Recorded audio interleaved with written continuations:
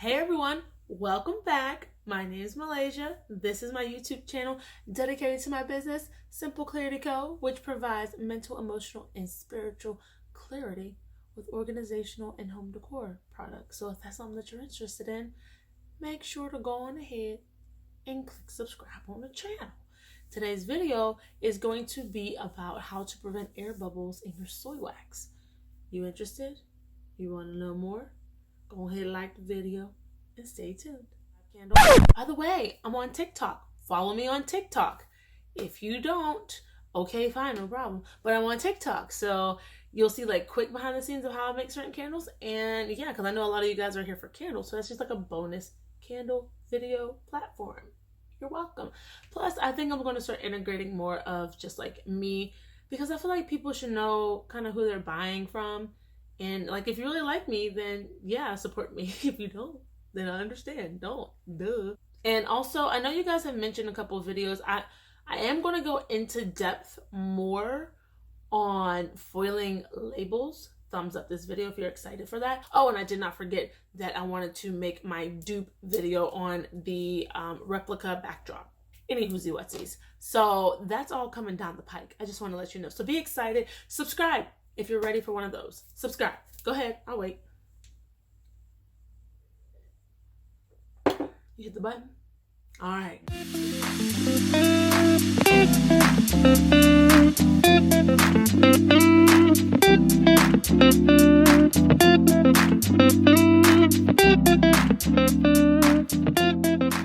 I just want to show you guys, give you guys a few tips on how I prevent air bubbles in my soy wax. There's a video for this. Yes, there's a video for this. I don't know if somebody else has made it, but I'm gonna tell you what I do. The first thing you want to do when you get your new shipment of wax is to test the texture. We have to look at the texture.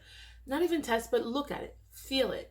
There's a difference in soy wax texture. Some of it has a little bit more moisture in it. Some of it's very dry.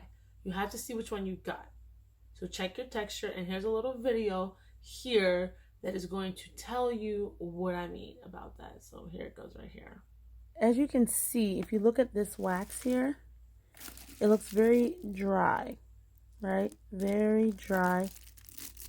You can kind of hear it, dry it is. And this is a new one that came in. This wax is kind of wet.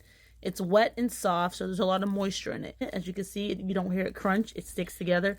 That's what I mean by check the texture. And as soon as you get your shipment in, you want to, I make a candle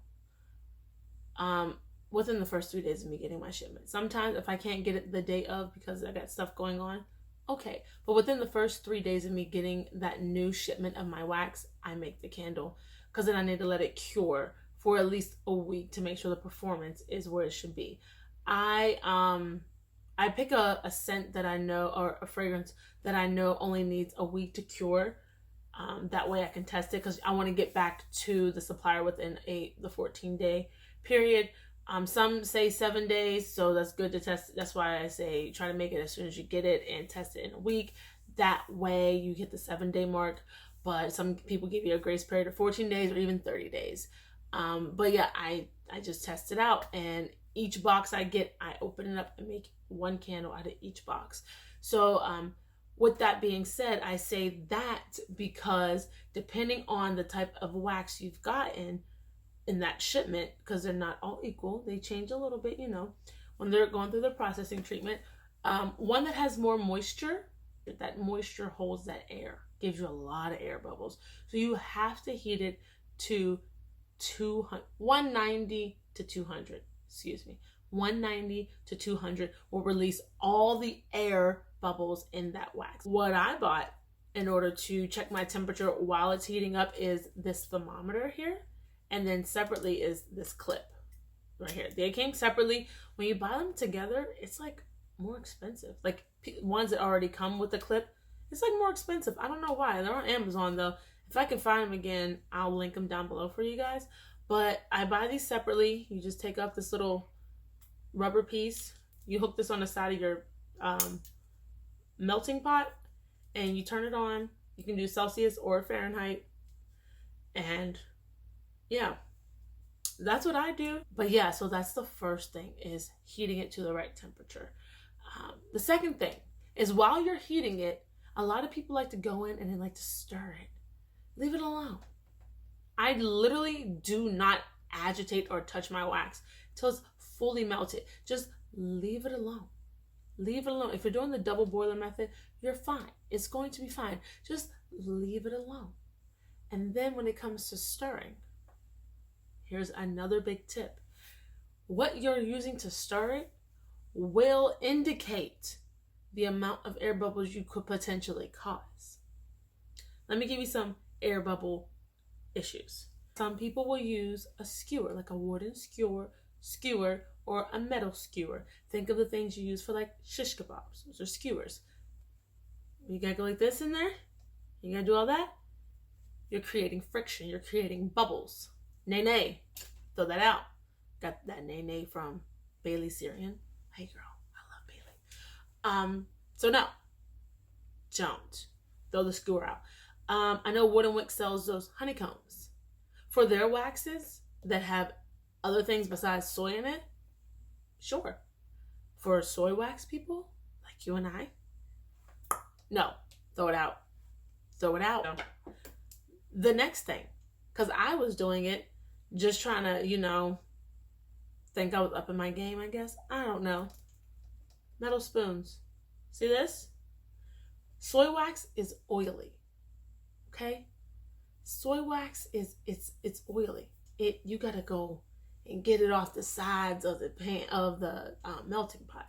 This here, how you're doing it, if you're creating big enough circles like this at a nice constant pace, you will probably not create air bubbles. You will create a very, very minimum amount of air bubbles with this.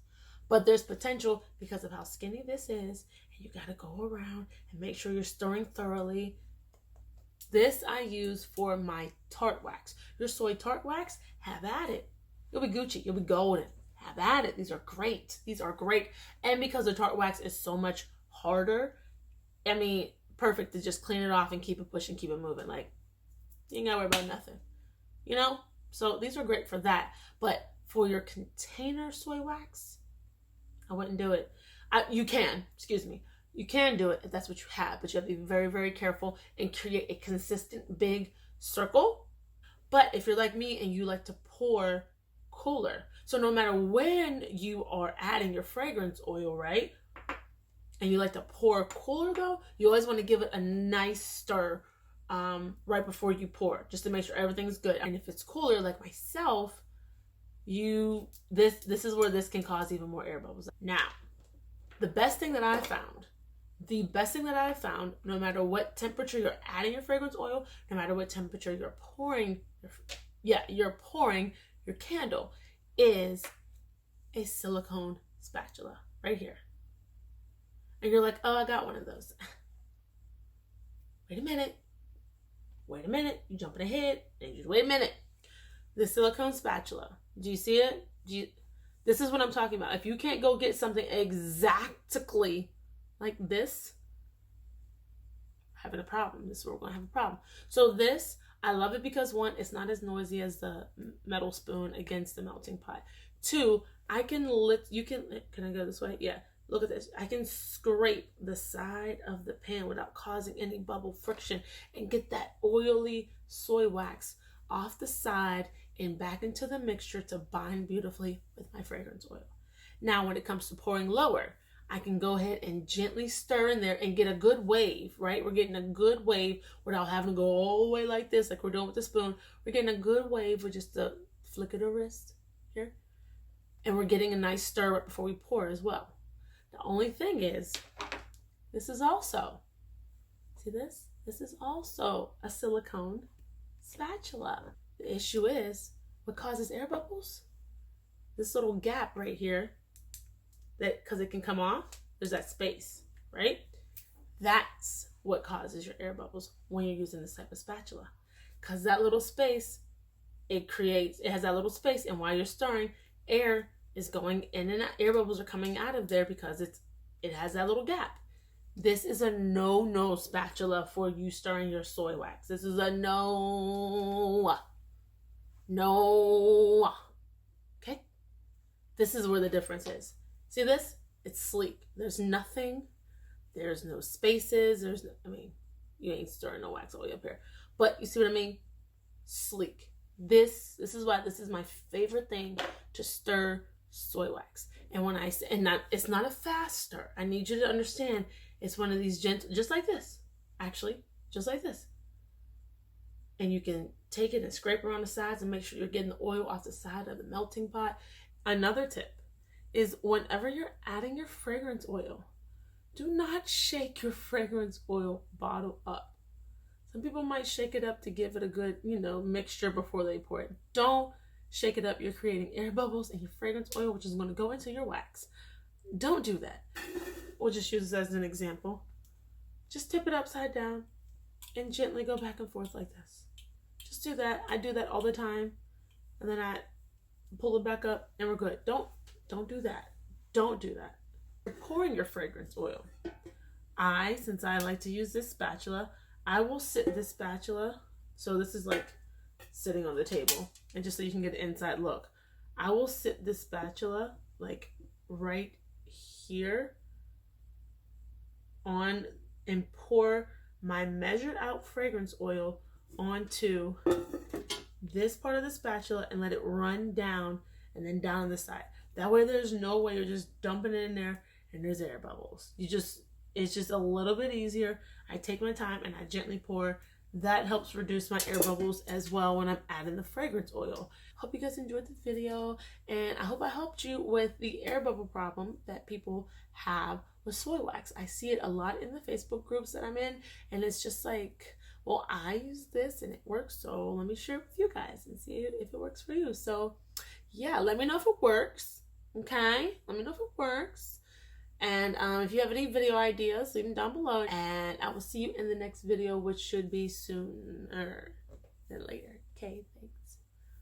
Bye.